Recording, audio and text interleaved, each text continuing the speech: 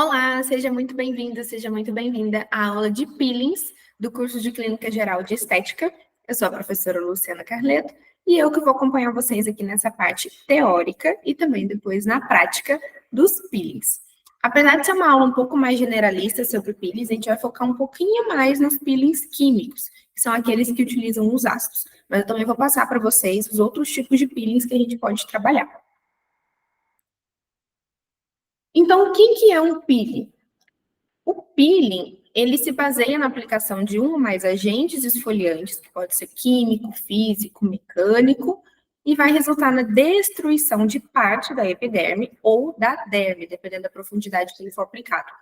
E vai ser seguido da regeneração dos tecidos epidérmicos e dérmicos novos. Aqui nessa foto vocês podem ver a aplicação de um peeling.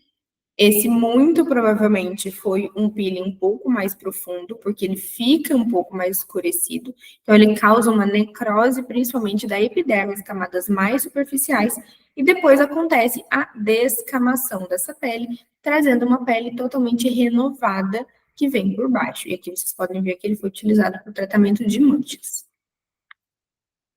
O que vocês precisam saber para poder entender os peelings? Anatomia, histologia e fisiologia da pele. Então, preciso que vocês já tenham assistido esses outros módulos, que são os módulos mais básicos, para poder entender um pouco mais quando eu estiver falando aqui de camadas da pele, como que funciona, qual célula que vai ser ativada, tá bom? Tem que entender também um pouquinho de melanogênese, como que acontece a síntese da melanina, e também a classificação de Fitzpatrick. Essa classificação é aquela que a gente fala que são os fototipos de pele, os tons de pele que a gente encontra na população. E essa classificação, ela é bem antiga e ela é baseada na resposta inflamatória da pele quando ela é exposta ao sol. Então, ela avalia tanto o eritema, que é a pele ficar avermelhada, quanto o escurecimento, relacionado com a produção de melanina. Através da classificação de Fitzpatrick, a gente consegue determinar a tolerância dessa pele a procedimentos de renovação celular. Não só peelings, mas também outros procedimentos, lasers também, microagulhamento, é muito importante a gente conseguir determinar o fototipo da paciente. E quanto maior esse fototipo, maior o risco de hiperpigmentação pós-inflamatória, a HPI. Então, quanto maior o fototipo, maior a chance da paciente desenvolver manchas depois de um procedimento.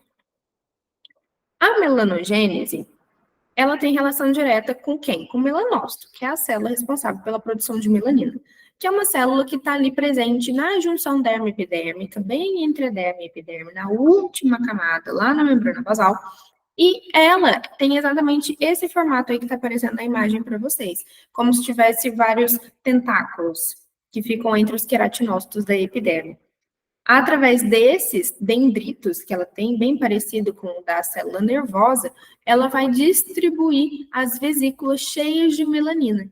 E essa melanina vai, então, entrar nos queratinócitos e se posicionar sobre o núcleo, porque a função principal da melanina é de proteger o nosso DNA da radiação solar, tá? Não só da radiação solar, como de outras agressões também da pele, mas a gente usa a radiação solar para ficar mais fácil o entendimento, tá?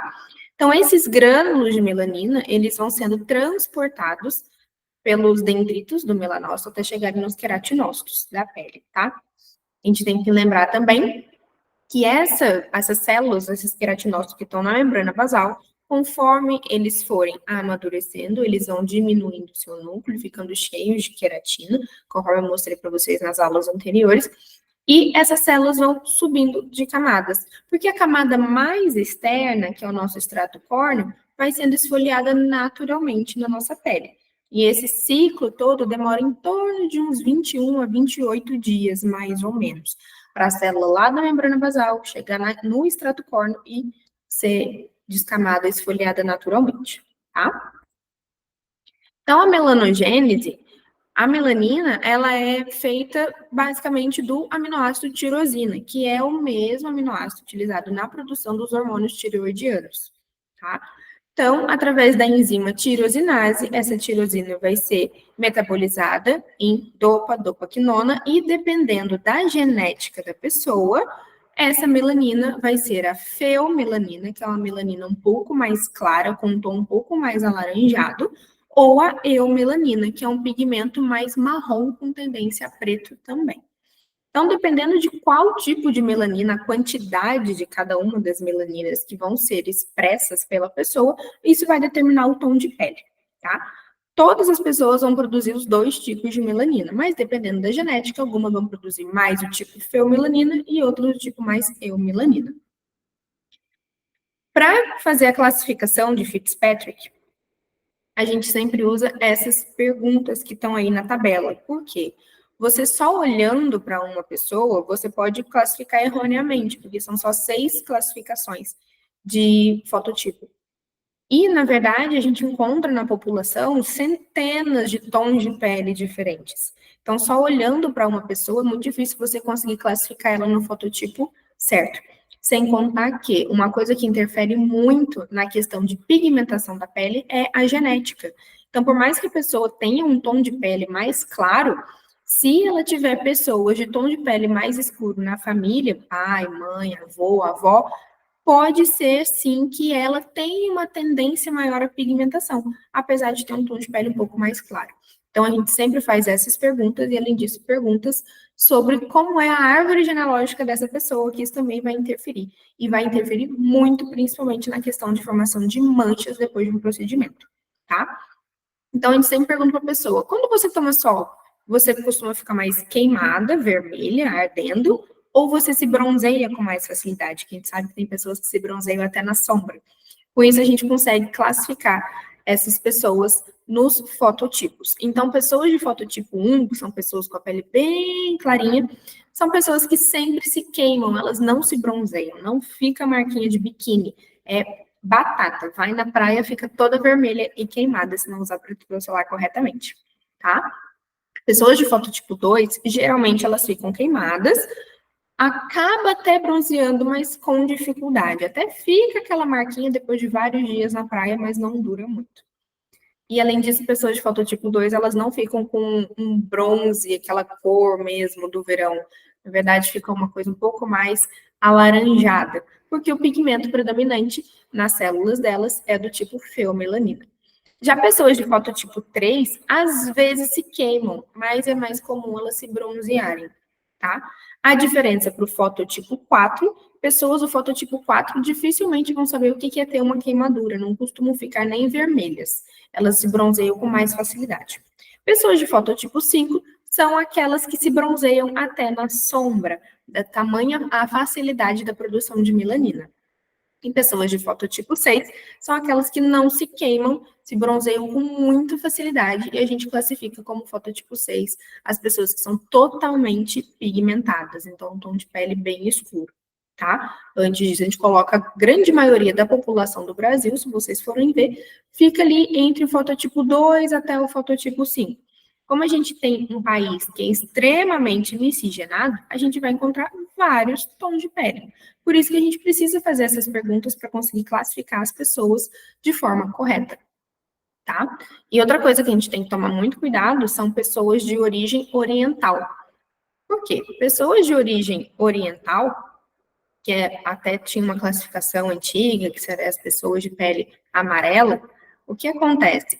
Apesar de ter um tom de pele um pouco mais claro, que a gente poderia classificar ali como um fototipo 2 ou 3, que são considerados fototipos baixos, pessoas que têm origem oriental, na verdade, elas têm uma facilidade enorme de se pigmentar, justamente porque elas têm quase que um equilíbrio entre os dois tipos de melanina. Então, apesar de não parecer, essas pessoas têm sim uma forte tendência à formação de manchas. Então, a gente sempre classifica elas como fototipo 4 ou às vezes até 5, dependendo da árvore genética delas, tá? Sobre os tipos de peelings que a gente tem. A gente tem o peeling enzimático, que é feito a partir de enzimas proteolíticas, e aqui são enzimas mesmo, diferente da aula de intradermoterapia. Então, são enzimas mesmo, geralmente derivadas de frutas e de legumes, e elas vão hidrolisar a queratina com o objetivo de reduzir a camada córnea. São peelings super tranquilos de serem feitos. Os mais comuns são os peelings a partir de romã, abóbora e mamão. Então, a enzima papaina, ou até mesmo de abacaxi, com a enzima bromelina, a gente consegue manipular numa concentração ideal na farmácia de manipulação, e a gente pode aplicar esses peelings enzimáticos em todos os tipos de pele, todos os fototipos, e é como se ele fosse uma espuminha, e ele causa uma esfoliação bem suave na pele. Eu uso muito aqui no consultório, antes dos procedimentos, para abrir caminho para os ácidos, ou até mesmo para o microagulhamento. Eles são muito indicados. E por serem super suaves, não tem nenhuma contraindicação, podendo ser feitos até mesmo em gestantes, em lactantes e pessoas com qualquer tipo de pele.